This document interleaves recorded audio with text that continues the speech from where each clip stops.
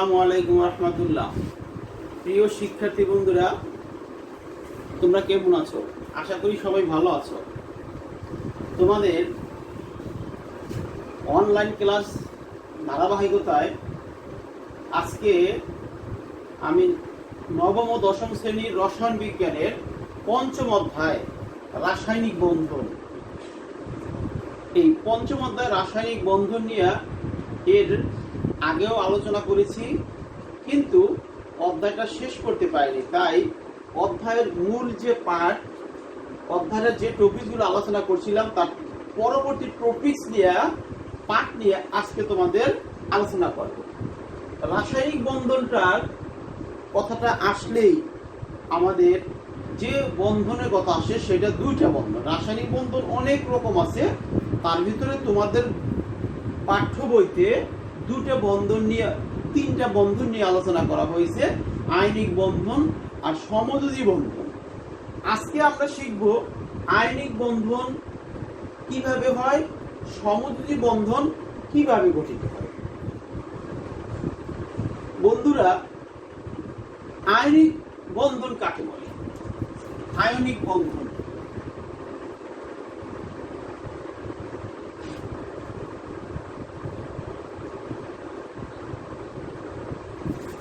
এখানে আয়নিক বন্ধন, আয়নিক কথাটা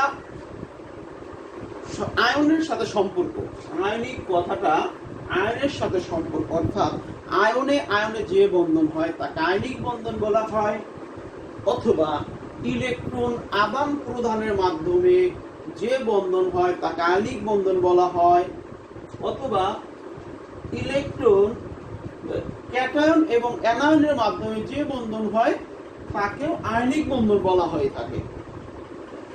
বন্ধুরা, আসলে যেভাবেই বলি না কেন, দুইটা মৌল যখন পাশাপাশি আসবে তারা কি বন্ধন গঠন করবে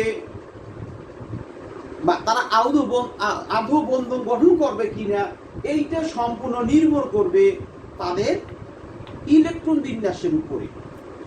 বন্ধুরা, তোমরা জেনে গেছো অলরেডি যে আয়নিক বন্ধনটা হলো ইলেকট্রন আদান প্রদানের মাধ্যমে যে বন্ধন হয় তাকে আয়নিক বন্ধন বলা হয়। এখন এবং তোমরা আরো জেনে গেছো যে জানো যে আমাদের পর্দার সারণীতে মোট 118টি মৌল আছে। এই 118টি মৌলের মধ্যে 60টি মৌল আছে যারা নিষ্ক্রিয়। নিষ্ক্রিয় বলতে কাদেরই বোঝানো হয়? যারা অন্য কোনো মৌলের সাথে বন্ধনে আবদ্ধ হয় না তাদেরকে বলা হয় কি? নিষ্ক্রিয়। অর্থাৎ তারা স্থিতিশীল, তারা কাউকে ইলেকট্রন দানও করবে না, তারা কারো কাছ থেকে ইলেকট্রন গ্রহণও করবে না, এবং তারা নিজেরা নিজেদের ভিতরে কখনো বন্ধনে আবদ্ধ হবে না। এই 60টা মৌলের নাম কি? হিলিয়াম, নিয়ন, আর্গন, ক্রিপ্টন, জেনন, রেডন। আটটা আছে ওগানেসন। এই 60টা মৌলের দেখো, হিলিয়ামের পারমাণবিক সংখ্যা কত? 2, নিয়নের 10, আর্গনের 18, ক্রিপ্টনের 36, জেননের 54, রেডনের 86, ওগানেসনের 118। বন্ধুরা, এই যে মৌলগুলো লিখলাম, এই মৌলগুলোকে বলা হয় নিষ্ক্রিয় গ্যাস, নিষ্ক্রিয় ধাতু। এই মৌলগুলা এরা নিজেদের সাথে করে না, এরা পরস্পরের সাথে করে না, কারণ এদের তো করার প্রয়োজন হয় না।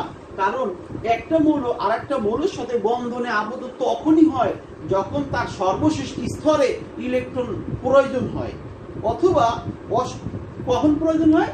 অষ্টক পূরণ করার জন্য, অথবা 2 নিয়ম মানার জন্য, হিলিয়ামের কাঠামো অর্জন করার জন্য। আমাদের 118টা মৌলের ভিতর থেকে এই যদি আমরা 60টা মৌল বাদ দেই, বাকি যে মৌল আছে 111টি মৌল, এই 111টি মৌল যখন বন্ধনে আবদ্ধ হতে যায় তখন অবশ্যই এই 60টি মৌলের ক্যারেক্টার অর্জন করে।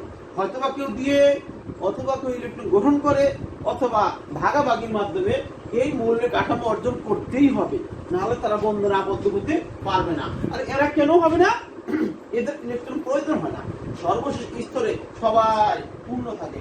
অনেস মানে দ্বিতীয় কক্ষ, প্রথম কক্ষ মধ্যে থাকা কথা দুইটা আছে, তার দুইটা দরকার আছে ইলেকট্রন, অবশ্যই উত্তর আসবে না। নিয়ন, অনেস, টুএস, টুপি, বন্ধুরা 8টা ইলেকট্রন আছে এখানে। আর্গন, অনেস, টুএস, টুপি, 3s, 3p, 8টি ইলেকট্রন। ক্রিপ্টন, অনেস, টুএস, টুপি, 3s, 3p, 3d, 4s, 4p, 8টি ইলেকট্রন। অর্থাৎ আমরা দেখতে পেলাম এইভাবে নিষ্ক্রিয় যে মৌলগুলো আছে সকল নিষ্ক্রিয় মৌলের শেষে 8টা ইলেকট্রন আছে। তাই এরা অন্য কোনো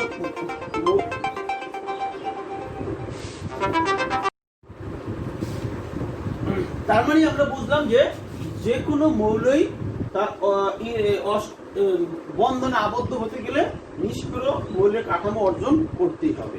এখন নিষ্ক্রিয় মৌলের কাঠামো অর্জন না করলে তারা বন্ধনে আবদ্ধ হতে পারবে না। আমরা একটু দেখে নেই কোন কোন মৌলগুলা কিভাবে কার সাথে আয়নিক বন্ধন গঠন করে। তাহলে আয়নিক বন্ধন গঠন বুঝলাম, যে ইলেকট্রন আদান প্রদানের মাধ্যমে যে বন্ধন হয় তাকে আয়নিক বন্ধন বলা হয়। আয়নিক বন্ধন আসলে দেখো প্রথমে আসে সোডিয়াম ক্লোরাইড, একটা যৌগ সোডিয়াম ক্লোরাইড। এই যৌগটা আয়নিক হবে নাকি সমযোজী হবে আমরা ইলেকট্রোবিন্যাসে দেখে নেই। দুইটা মৌল আছে এখানে, একটা সোডিয়াম একটা ক্লোরিন। সোডিয়ামের পারমাণবিক সংখ্যা জানো তোমরা 11, ইলেকট্রোবিন্যাস করলে অনেস, টুএস, টুপি, 3s। দেখো বন্ধুরা লাস্টে কয়টা ইলেকট্রন আছে? সর্বশেষ শক্তি স্তরে, তৃতীয় শক্তি স্তরে 1টা ইলেকট্রন আছে। ক্লোরিন পারমাণবিক সংখ্যা 17, অনেস, টুএস, টুপি, 3s, 3p। এখানে দেখা যায় সর্বশেষ স্তরে কয়টা আছে? 7টি ইলেকট্রন আছে, 7। ওর এই সোডিয়াম আছে কয়টি? 1টি। দেখো সোডিয়াম সর্বশেষ স্তরে 1টি, তার অষ্টপূর্ণ না, যে 2 এর নিয়ম মানে নাই। ক্লোরিন তার শেষ 7টি ইলেকট্রন আছে। তো এখন এই সোডিয়াম তার সর্বশেষ স্তরে অষ্টপূর্ণ করতে গেলে তার 7টি ইলেকট্রন দরকার। অন্য মনে তাকে 7টি ইলেকট্রন দেবে না, সেই বরং অন্য কাউকে একটি দিয়ে দিবে। ক্লোরিনের শেষে 7টি আছে, ক্লোরিনের একটি দরকার অষ্টপূর্ণ করতে গেলে, তাই ক্লোরিন একটা গ্রহণ করবে। তো এখন বুঝলাম যে সোডিয়াম ক্লোরাইড ইলেকট্রন আদান প্রদানের মাধ্যমে গঠিত হবে। তার মানে সোডিয়াম ক্লোরাইড হলো একটা আয়নিক যৌগ। এখন এই আয়নিক যৌগটা কিভাবে গঠিত হয় সেটা একটু জানার বিষয়। সোডিয়াম ডায়াগ্রাম দিয়ে দেখাই আমরা।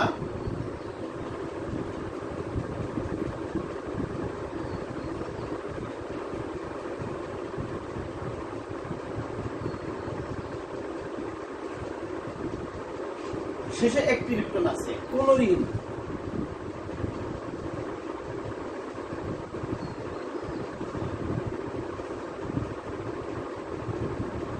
তোমরা জানো যে প্রথম শক্তি স্তরে 2টি, তারপরে শক্তি স্তরে 8টি, তারপরে শক্তি স্তরে আমাদের 8টি লাগবে অষ্টপূর্ণ করতে হলে। 1 ইলেকট্রন খালি আছে, সেখান থেকে ট্রান্সফার করবে। আমরা এইভাবে দেখাবি পরীক্ষায়। এখন সোডিয়াম তার শেষে 7টি দরকার, 7টি তো আর পাবে না, সে বরং 1টি ইলেকট্রন অন্য কোনো মৌলকে দিয়ে দেবে। সেটা এখানে দিতেছে কাকে? ক্লোরিনকে। দেওয়ার ফলে তার দেখো এখন স্তর থাকো 2টা, দ্বিতীয় স্তর তার কয়টি আছে ইলেকট্রন? 1টি। কটা দিছে? 1টি দান করেছে, তার মানে প্লাস। অন্যদিকে ক্লোরিন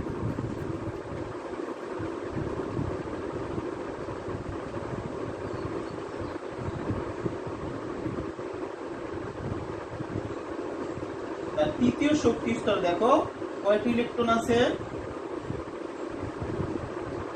8টি ইলেকট্রন আছে। তার মানে তার কয়টা দরকার? এখানে মানে কয়টা গ্রহণ করছে? 1টি। তার মানে দেখলাম এখানে সোডিয়াম একটা দান করে প্লাস হয়েছে, ক্লোরিন গ্রহণ করে মাইনাস হয়েছে। তার মানে সোডিয়াম ক্লোরাইড আয়নিক যৌগ। এটা কি আয়নিক যৌগ? এখন দেখো সোডিয়াম ক্লোরাইড আয়নিক যৌগ। সোডিয়াম ক্লোরাইড না হয়ে ম্যাগনেসিয়াম অক্সাইডের কথা বলা হতো। ম্যাগনেসিয়াম অক্সাইড, ম্যাগনেসিয়াম অক্সাইড কি যৌগ গঠন করে? তোমাকে বলা হলো ম্যাগনেসিয়াম অক্সাইড। অক্সাইড এখানে ম্যাগনেসিয়াম আর অক্সিজেন। বন্ধুরা ম্যাগনেসিয়ামের পারমাণবিক সংখ্যা কত? 12। ইলেকট্রন যদি করো 2 8 2, অক্সিজেনের পারমাণবিক সংখ্যা 8 2 6। দেখতে পাচ্ছ ম্যাগনেসিয়াম তার শেষে 2টা ইলেকট্রন আছে, অক্সিজেনের শেষে 6টি ইলেকট্রন আছে। তার মানে ম্যাগনেসিয়াম তার সর্বশেষ স্তর থেকে কাকে 2টা দিয়ে দিবে, অক্সিজেন কার কাছ থেকে 2টা গ্রহণ করবে। এর ফলে তারা ম্যাগনেসিয়াম অক্সাইড অর্থাৎ ইলেকট্রন আদান প্রদানের মাধ্যমে যৌগ গঠন করবে। তো আমরা দেখি ডায়াগ্রামের সাহায্যে ম্যাগনেসিয়াম শেষে 2টা ইলেকট্রন আছে, মোট 12টা।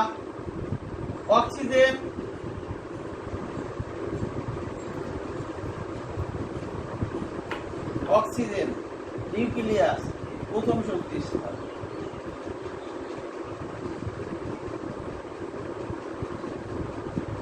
তার 2টা খালি আছে, এখান থেকে 2 ইলেকট্রন ট্রান্সফার করবে, কাকে করবে? অক্সিজেনকে। তার মানে কি দাঁড়ালো এখানে?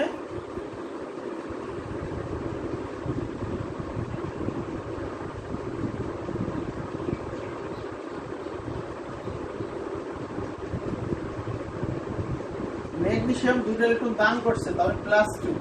অন্যদিকে অক্সিজেন 2টা ইলেকট্রন গ্রহণ করছে,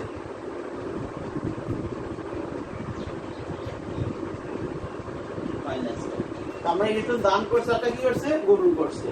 এইভাবে এরা সমযোজী যৌগ আয়নিক যৌগ গঠন করছে, অর্থাৎ ইলেকট্রন আদান প্রদানের মাধ্যমে যে যৌগ হয় তাকে আয়নিক যৌগ বলা হয়।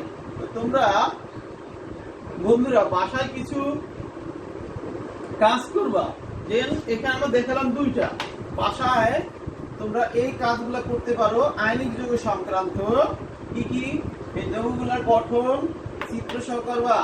আয়নিক যৌগের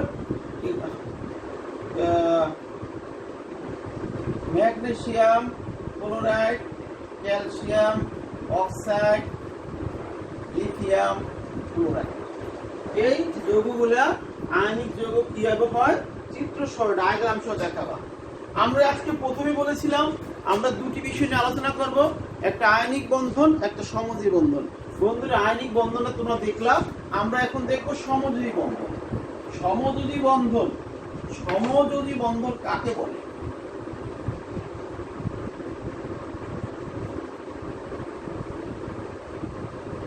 সমযোজী বন্ধন, দেখো আয়নিক বন্ধন ছিল ইলেকট্রন শেয়ারের মাধ্যমে, ইলেকট্রন আদান প্রদানের মাধ্যমে অথবা ক্যাটয়ন এবং অ্যানায়নের মাধ্যমে যে বন্ধন গঠিত হয়।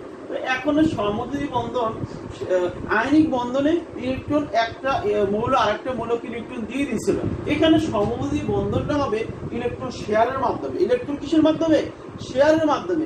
ইলেকট্রন শেয়ারের মাধ্যমে যে যৌগ হয় তাকে সমযোজী যৌগ বলা হয়। ইলেকট্রন শেয়ারের মাধ্যমে যে যৌগ হয় তাকে সমযোজী যৌগ বলা হয়, এবং এই ধরনের বন্ধনকে বলা হয় কি? সমযোজী বন্ধন। অর্থাৎ ইলেকট্রন শেয়ারের মাধ্যমে যে বন্ধন হয় তাকে সমযোজী বন্ধন বলা হয়। এখন সমযোজী বন্ধনটা গঠন কিভাবে হয় সেটা আমরা একটু দেখে নেই। যেমন এখানে 2টা, একটা হাইড্রোজেন, এখানে কয়টা হাইড্রোজেন আছে? 2টা হাইড্রোজেন আছে। এই প্রতিটা হাইড্রোজেনের পারমাণবিক সংখ্যা কত? 1।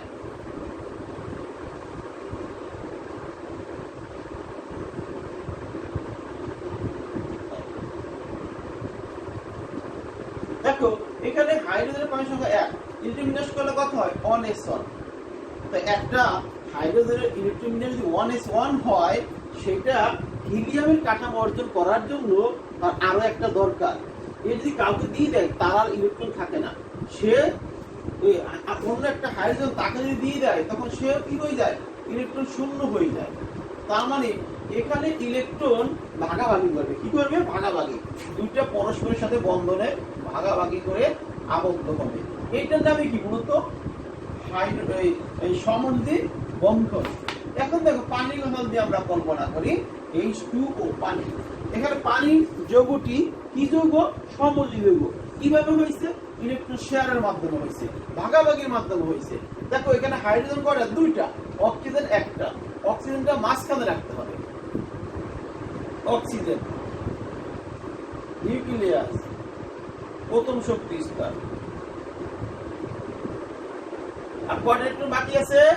আমার আরো এখনো 6টা ইলেকট্রন বাকি আছে। তাহলে আমি কি করব? 1 2 3 4 5 6। বন্ধুরা তোমরা এখানে অনেক সময় ইলেকট্রন দিতে সমস্যা পড়ে যাও, দেখা যায় এই 6টা এক জায়গা দিয়ে ফেলো, আবার সেখান থেকে কেটে দিতে হয়। তোমাকে মাথায় রাখতে হবে হাইড্রোজেন কয়টা? 2টা, প্রতিটা হাইড্রোজেনের একটা করে দরকার। তাহলে নিশ্চয়ই সিঙ্গেল একটা রাখতে হবে। তাহলে হাইড্রোজেন,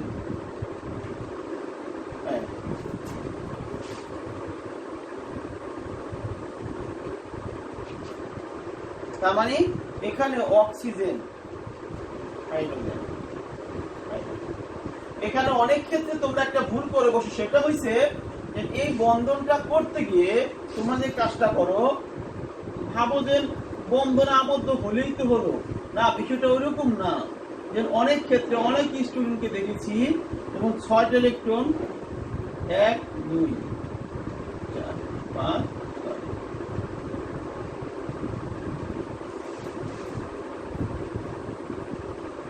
এইভাবে দিয়ে দিল। এখানে দেওয়ার ফলে কি হলো দেখো, অক্সিজেন মাঝখানে, হাইড্রোজেন হাইড্রোজেন, এটাকে বলা হয় সরলরৈখিক। এটা সরলরৈখিক আকৃতির হয়ে গেল। আসলে পানিটা উল্টা ভি আকৃতি। পানিটা কি উল্টা ভি আকৃতি। প্রতিটা যৌগেরই একটা জ্যামিতিক কাঠামো আছে, একটা জ্যামিতিক কাঠামো আছে। এখানে পানিটা হচ্ছে উল্টা ভি আকৃতি, উল্টা ভি আকৃতি। যদি দুইটা মুক্ত ইলেকট্রন এ পাশে পাশে দেওয়া হয়ে যায় তখন সেটা সরলরৈখিক হয়ে যায়। এটা কিন্তু হবে না।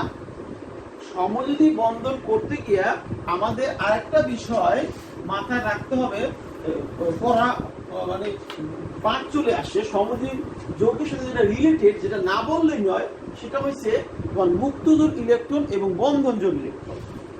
মুক্তজোড় ইলেকট্রন তোমরা দেখতেই পাচ্ছ, এই যে পানি বন্ধন গঠন করছে, পানির বন্ধনে সর্বশেষ শক্তি স্তরে কিছু ইলেকট্রন আছে যারা বন্ধনে আবদ্ধ হয় নাই। যেমন এই যে অক্সিজেনের ক্ষেত্রে আছে, যদি এখানে হাইড্রোজেনের কোনো মুক্ত ইলেকট্রন নাই, তারপরও যে টোটাল মুক্ত যে কটি ইলেকট্রন আছে। মুক্তজোড় ইলেকট্রন কাকে বলে? সমযোজী যৌগ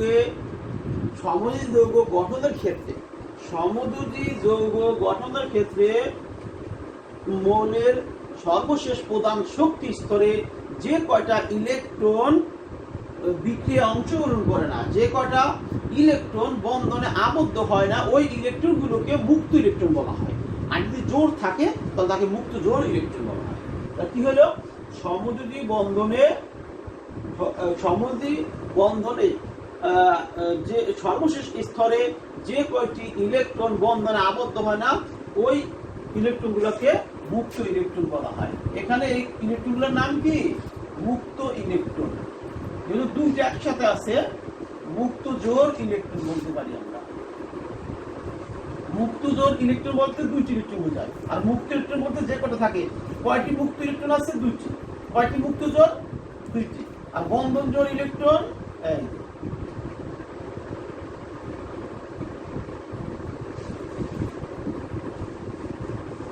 বাস, মুক্তজোড় ইলেকট্রন, বন্ধনজোড় ইলেকট্রন। তাহলে আমরা বুঝতে পারলাম পানিতে কয়টি মুক্তজোড় ইলেকট্রন আছে?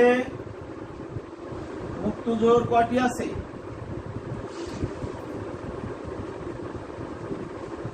পানিতে মুক্তজোড় ইলেকট্রন আছে কয়টি? তোমার দুইটি। আর যদি বলতে মুক্ত ইলেকট্রন তাহলে হয়তো কয়টি? চারটি। আর বন্ধনজোড় দুইটি। আর যদি বলে বন্ধনকৃত ইলেকট্রন কয়টি তাহলে বলতাম আমরা চারটি। তাহলে আমরা বুঝলাম এখানে মুক্তজোড় সমযোজী বন্ধনের মুক্তজোড় ইলেকট্রন থাকে, তাই না? তাহলে আমরা পানি দেখলাম। আর একটা কমন একটা প্রশ্ন যেটা আসে সেটা হলো, যেমন মনে করো carbon die oxide. Carbon die oxide গঠনটা সমযোজী যৌগ গঠন করে। কার্বন ডাই অক্সাইড একটা সমযোজী যৌগ। তোমরা এখানে অনেকেই ভুল করো। দেখো কার্বনের পারমাণবিক সংখ্যা কত? 6, ইলেকট্রন 2 4, অক্সিজেনের 8 2 6। এখানে দেখতে পাচ্ছ কার্বন কয়টা? একটি। অক্সিজেন কয়টি? দুইটি। তাহলে তোমরা বুঝতেই পারতেছো একটা কার্বন তো শেষে আছে 4টি, আর একটা অক্সিজেন, প্রতিটা অক্সিজেনের 2টা করে ইলেকট্রন দরকার। প্রতিটা অক্সিজেনেরই 2টা করে ইলেকট্রন দরকার। কার্বনের যে 4টা ইলেকট্রন আছে, এই 4টা ইলেকট্রন প্রতিটি অক্সিজেন যদি 2টা করে দিয়ে দেয়, তাহলে একটা অক্সিজেনের শেষে 6টা আছে, আর কার্বনের 2টা, মোট হলো 8টা।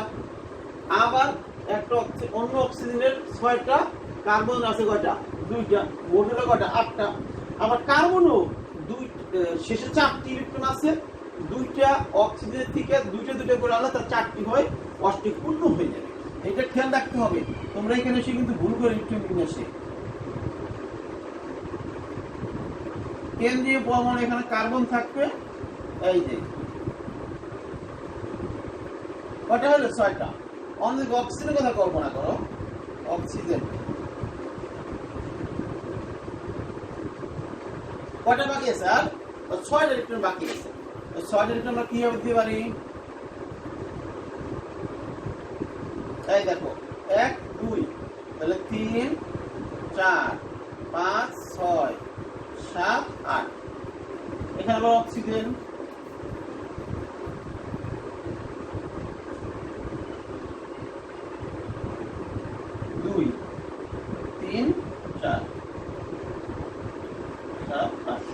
তার মানে বন্ধুরা এখানে দেখো, কার্বন তার শেষে কয়টা ইলেকট্রন আছে? 8টা। অক্সিজেনেরও 8টা ইলেকট্রন আছে। তার মানে এখানে কার্বন। এখানে একটা বিষয় তোমাদের মানে উপলব্ধি করতে পারো, এখানে কার্বনের হাত কটা হলো? টোটাল 1 2 3 4। কার্বনের যোজনী 4, 2 অবশ্য আছে। প্রতিটা অক্সিজেনের কয়টা হাত হইলো? 1 2, মানে 2টা। তার অক্সিজেনের যোজনী কত? 2। আচ্ছা, এখানে কার্বন ডাই অক্সাইড যৌগে মুক্তদের ইলেকট্রন কয়টি আছে? দেখো,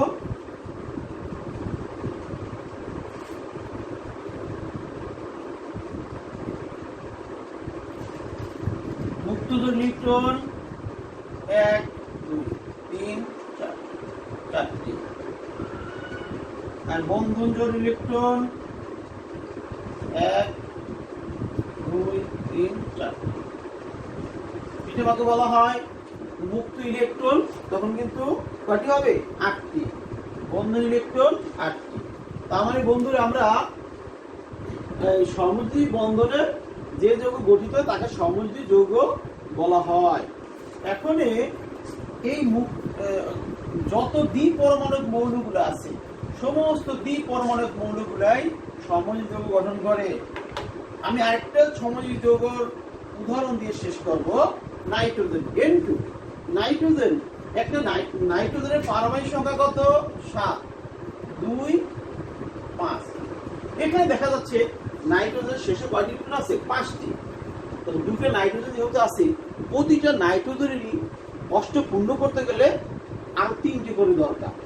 তাহলে যেহেতু 2টা নাইট্রোজেন আছে, প্রতিটা নাইট্রোজেন একটার সাথে 3টা করে ইলেকট্রন কি করবে?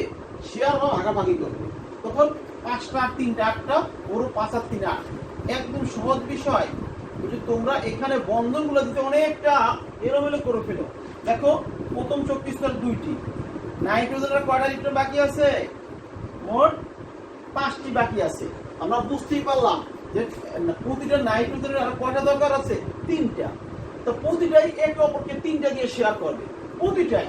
তাহলে এই নাইট্রোজেনটা অন্যটাকে 3টা শেয়ার করবে, 1 2 3। কয়টা বাকি আছে? 2টো। এই যে 2টো দিলাম এখানে। আবার দেখো, এমনি ভাবে এই নাইট্রোজেনেরও কয়টা বাকি থাকবে? 5টা বাকি আছে। এই নাইট্রোজেনের সাথে কয়টা দিয়ে শেয়ার করবে? 3টা। তাহলে 1 2 3 4 5। সুন্দর মিলে গেল। তাহলে এই 2টা ইলেকট্রন মানে একটা হাফ, 2টা মানে একটা হাফ, 2টা মানে একটা হাফ। নাইট্রোজেন বন্ধন জোড় কয়টা? 3টি। মুক্ত জোড় কয়টি? 2টি। বন্ধুরা, এইভাবে তোমরা কিছু সমযোজী যৌগ ভাষায় প্র্যাকটিস করবে। সমযোজী যৌগের ভিতরে উল্লেখযোগ্য আছে অ্যামোনিয়া, তারপর আছে কি, আমি তো পাটা মোটাতে দেখিয়ে দিলাম, O2 F2 Cl2 HCl, তাহলে PCl3 PCl5। এইগুলো তোমরা অবশ্যই ভাষায় প্র্যাকটিস করবে। আমি ধারাবাহিকভাবে যে অধ্যায়গুলো আলোচনা করতেছি, আমার কেমিস্ট্রি এর আগে যে অধ্যায় করছিলাম পিরিয়ডিক টেবল, মানে পর্দার সারণী 4 নম্বর অধ্যায়, এরপরে কেমিক্যাল বন্ড, রাসায়নিক বন্ধনের প্রথম ক্লাস নিয়েছি, আজকে দ্বিতীয় ক্লাস নিলাম। আবার আগামী দিন ইনশাআল্লাহ এই রাসায়নিক বন্ধনের সমধি বন্ধন এবং সমধি যৌগ এবং আয়নিক যে যৌগ আছে এর উপরে আরেকটা ক্লাস আমি নিব ইনশাআল্লাহ। যে সমধি যৌগ এবং আয়নিক যৌগের যে 4টা বৈশিষ্ট্য আছে এবং গলনাঙ্ক, স্ফুটনাঙ্ক, দ্রবণীয়তা, বিদ্যুৎ পরিবাহিতা, এবং কিছু কিছু সমধি যৌগ আছে পানি দ্রবীভূত হয়, কিছু কিছু আছে হয় না। এগুলো নিয়ে আবার আরেকদিন আসবো, আরেকদিন ক্লাস করবো। আজকের মধ্যে এখানে শেষ। সবাই ভালো থেকো। আসসালামু আলাইকুম ওয়া রাহমাতুল্লাহ।